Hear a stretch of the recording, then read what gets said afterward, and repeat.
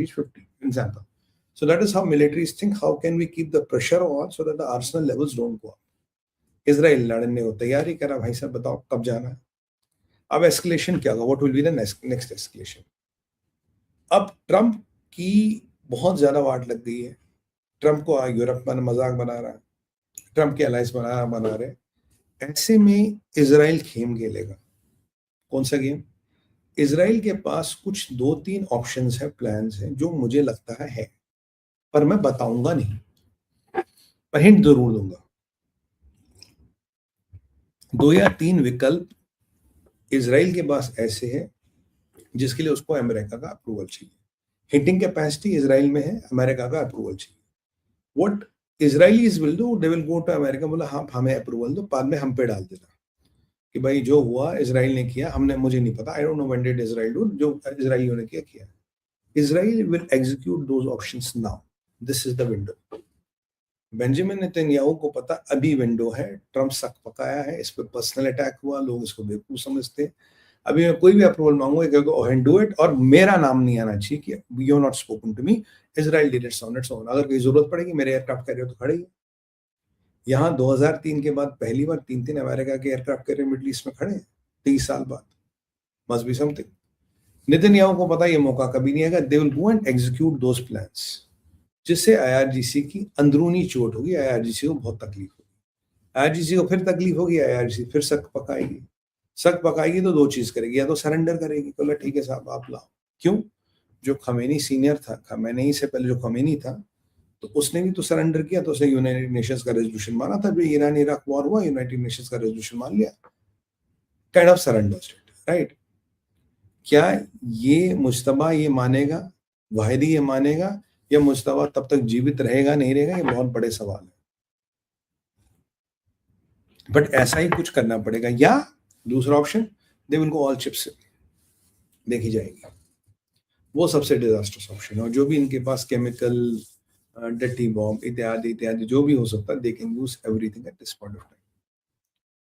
अगर ये यूज हुआ तो आप मान के चलिए ईरान की सभ्यता खतरे में है. I hope and pray this is never used. I hope and pray this is never done. I hope and pray nobody should even think of doing this. Forget think of doing this.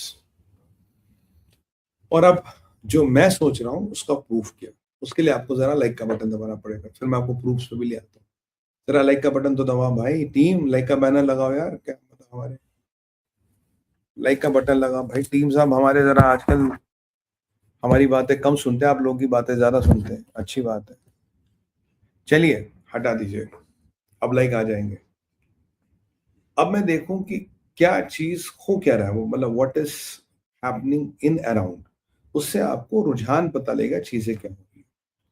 Qatar के शेख अल थयानी पहुंच गए Trump से मिलने. क्यों? रास लफान. जब से उन्होंने ईरान की मिसाइल में रास लफान का नाम देखा, शेख साहब घबरा गए. सीधा पूरे ट्रंप के साथ मिलने के अंदर, जनाब ऐसा है, हम आपके साथ हैं, जो बोलोगे हम करने को तैयार हैं. कतर पहले हिल रहा था, कह रहा आप जो बोलोगे हम करने को तैयार है ट्रंप साहब, हम आपके साथ हैं, हमें कोई सरोकार नहीं है. यहां से अमेरिका ने राजा पहलवी को यूरोप में जाके एक्टिवेट करा दिया. राजा पहलवी यूरोप में जाके बोला 40 मारे, 45,000 मारे, 50 मारे, इतने मारे, उतने मारे, ये मारे. पूरी सिक्योरिटी अमेरिका ने दे रखी, पूरी सुरक्षा मोसाद ने दे रखी है. और बड़े बड़े प्लेटफॉर्म्स पे रजा पहलवी के इंटरव्यू करा रहे जी. रिजीम कितनी खराब है, कितनी खतरनाक है, जो बिल्कुल है, उसमें कोई बात है नहीं.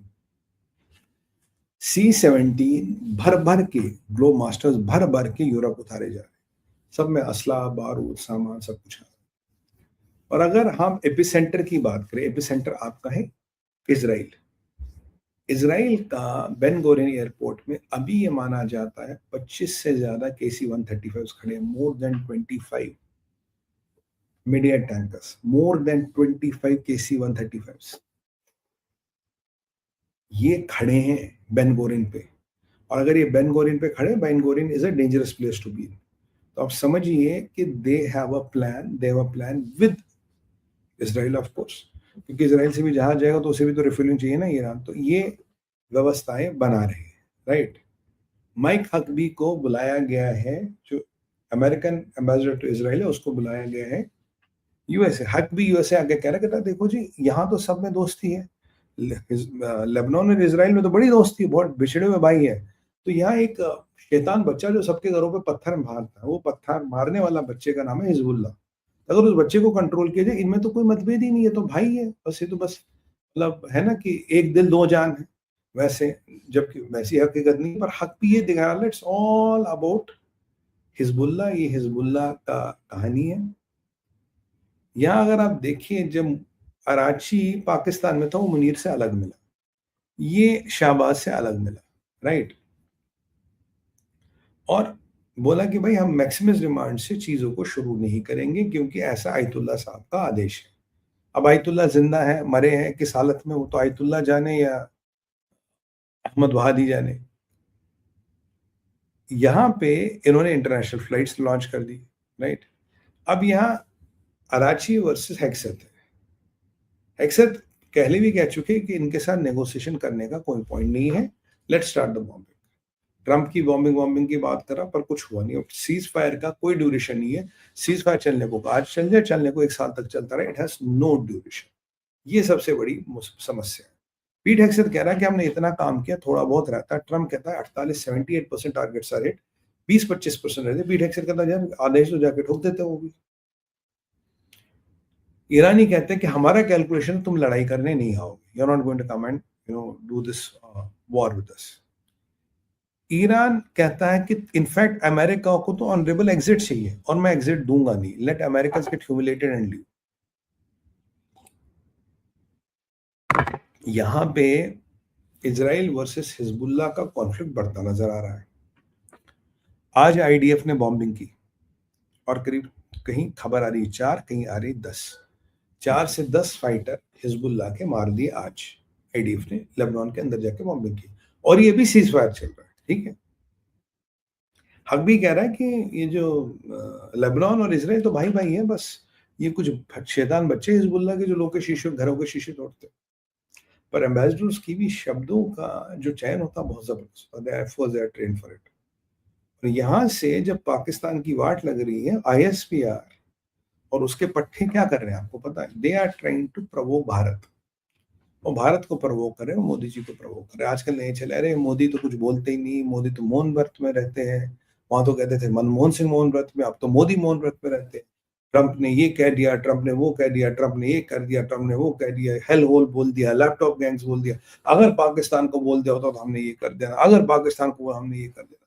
क्या they are trying to provoke. कल कुछ लोग ट्विटर पे वो ट्रंप की पेज लगा रहे थे और ट्वीट कर रहे थे 2 पेज। मैंने कहा बेटा ठीक है, मोदी को प्रोवोक करने की जरूरत नहीं। हाँ, कुछ जोरासिक एरा के जर्नलिस्ट भी है जिनकी अब जिनका ईंधन खत्म हो चुका है, वो भी बेचारे 2-2 पेज लगा के कहीं कहीं ट्वीट कर देते हैं कि यार कुछ मिल जाए, कहीं पिक्चर में वापस आ जाए। और कुछ ऐसे जो कट्टर कांग्रेसी और एंटी भाजपा लोग हैं, वो अपना 2-2 पेज, अरे ये तो भारत का अपमान है, ये है वो है। और पाकिस्तान अब इनके समर्थन में आ गया। पाकिस्तान कह रहा अरे मोदी तो कुछ बोलते ही नहीं, तो लैपटॉप गैंग बोल दिया, हेल होल बोल दिया, ये बोल दिया, मोदी तो कुछ बोलते नहीं है, तो एक ट्वीट ही करते, एक डपोतला बयान नहीं देते।